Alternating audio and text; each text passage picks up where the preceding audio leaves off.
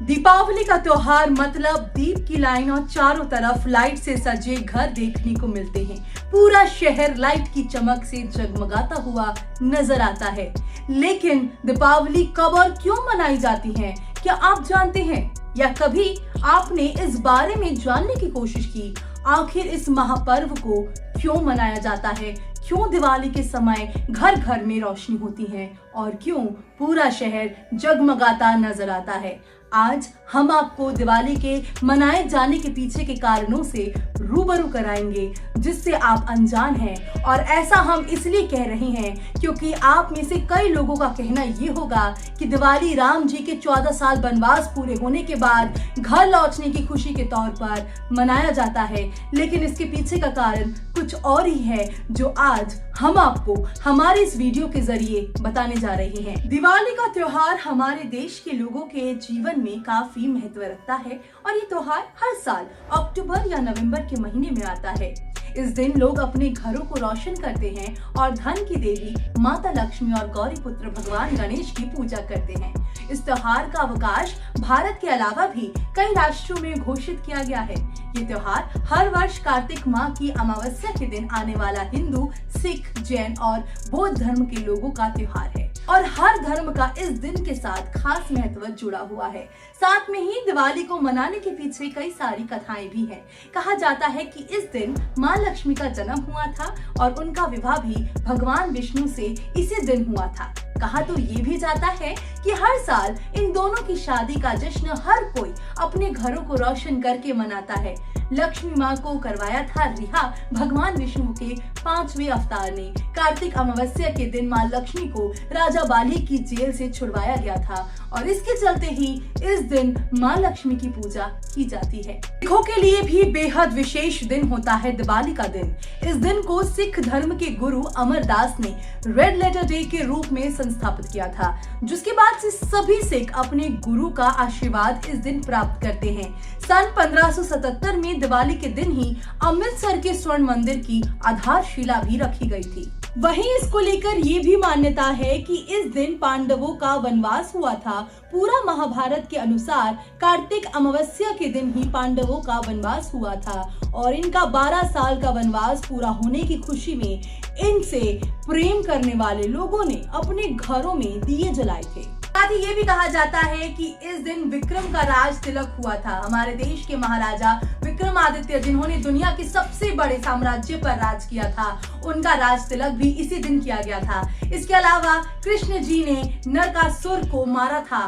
देवकी नंद श्री कृष्ण ने नरकासुर राक्षस का वध भी दिवाली से एक दिन पूर्व किया था, जिसके बाद इस त्योहार को धूमधाम से मनाया जाता था। और इस बात से तो आप बखूबी वाकिफ हैं कि इस दिन राम भगवान की घर वापसी की खुशी में इस दिन भगवान राम जी अपनी पत्नी सीता और भाई लक्ष्मण के साथ अपना 14 साल का वनवास सफलता पूर्वक करके अपने जन्म स्थान अयोध्या में लौटे थे और इनके आने की खुशी में अयोध्या के निवासियों ने दीपावली अपने राज्य में मनाई थी। वहीं जब से लेकर अब तक हमारे देश में इस त्योहार को हर वर्ष मनाया जाता है। दिवाली के महोत्सव के लिए ये भी कहा जाता है कि उस दिन फसलों का त्योहार यानी खरीफ फसल के समय ही ये त्योहार आता है और किसानों के लिए ये त्योहार समृद्धि का संकेत होता है और इस त्योहार को किसान उत्साह के साथ मनाते हैं। और तो और दिवाली के साथ ही हिंदू व्यवसाय का नया साल शुरू हो जाता है और व्यवसायी इस दिन अपने खातों की नई किताबें शुरू करते हैं और नए साल को शुरू करने के पहले अपने सभी ऋणों का भुगतान करते हैं। हालांकि दिवाली त्योहार बुराई पर अच्छाई की जीत का प्रतीक है और ये दिन लोगों को याद दिलाता है कि सच्चाई और भलाई की हमेशा ही जीत होती है। धारणाओं के मुताबिक इस दिन पटाखे फोड़ना शुभ होता है और इनकी आवाज पृथ्वी पर रहने वाले लोगों की खुशी को दर्शाती है, जिससे कि देवताओं को उनकी भरपूर स्थिति के बारे में पता चलता है।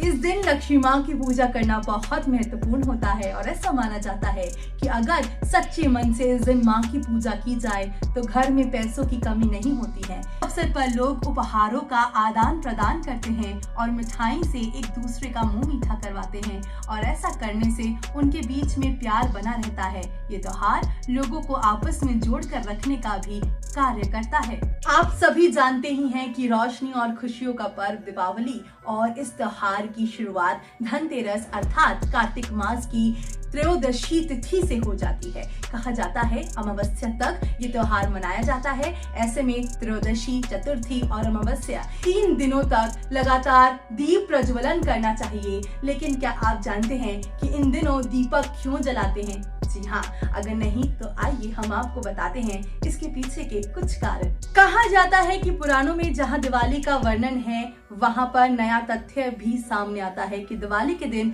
सिर्फ महालक्ष्मी के लिए ही नहीं बल्कि पितरों के निमित्त भी दीप जलाए जाते हैं। और दीपक के साथ आतिशबाजी, आकाशदीप, कंडील आदि जलाने की प्रथा के पीछे ये धारणा है कि दिवाली अमावस्या से पितरों की रात आरंभ होती है और हमारे पितर कहीं मार्ग से भटक न जाए, इसीलिए उनके लिए प्रकाश की व्यवस्था इस रूप में की जाती है। आपको बता दें कि इस प्रथा का बंगाल में विशेष प्रचलन है और हर साल वे इसी मान्यता को मानते हुए दीपक जलाए जाते हैं। और जब बात हो ही रही है दिवाली के महत्व की, तो आप दीपक को कैसे भूल सकते हैं। जैसा कि हमने बताया कि दिवाली में दीपक जलाने का मेन उद्देश्य क्या होता है, लेकिन आप जानते हैं कि इसकी शुरुआत कैसे हुई थी और कहाँ हुई? ये निश्चित रूप से कहना कठिन है। अनुमान है कि प्राचीन समय में जब मानव ने अग्नि की खोज की होगी तभी दीपक अस्तित्व में आए होंगे। आरंभ में घास फूस को बांधकर जलाया गया और प्रकाश प्राप्त किया गया। आग जल जाती थी तो जली हुई रखी जाती मशाल के रूप में ये दीपक थे जो प्रकाश देते थे। पत्थर के युग में मानव ने प्रथम खोखले पत्थरों को दीपक की भांति उपयोग में लाना आरंभ किया। भारत में अजंता, एलोरा और अन्य स्थानों पर गुफाओं में कला के अद्वितीय प्रदर्शन में पत्थर के दिए काम आए। और कहा जाता है कि फ्रांस में विजेरे नदी के किनारे की गुफाओं में पत्थर के दिए प्राप्त हुए हैं। धीरे धीरे मानव ने मिट्टी के दीपक बनाना सीख लिया। धीरे धीरे जैतून, सरसों और शीशम का तेल उपयोग में लाया जाने लगा। तो ये है कि आज भी सर्वाधिक मिट्टी के दीपक ही प्रचलित है। उस काल में बिजली नहीं थी। समृद्ध परिवारों में उपयोग किए जाने के लिए झाड़ फानूस तैयार हुए, जिनमें एक साथ कई कई दीपक और मोमबत्तियां जलकर दिन के प्रकाश जैसा प्रकाश देते थे। धार्मिक स्थानों में भी फानूस लगाए जाते थे। सुंदर नकाशी वाले दीपक मंदिरों की छत में लगाए जाते थे। द्वार पर हाथी और शेरों की आकृति वाले दीपक दक्षिण भारत के मंदिरों में आज भी देखने को मिल जाते हैं। तो दोस्तों, उम्मीद करते हैं कि आपको इस वीडियो के जरिए ये अच्छे से समझ आ गया होगा कि आखिर क्यों दिवाली मनाई जाती है और क्यों इसका इतना ज्यादा महत्व देखने को मिलता है। साथ ही हमने आपको दिया कि प्रचलन के बारे में भी बता दिया। तो इस पर आप क्या कहना चाहेंगे? हमें कमेंट में अपनी राय जरूर दीजिएगा। मिलते हैं अगले वीडियो में, तब तक अपना ध्यान रखिएगा और हाँ, हैप्पी दिवाली।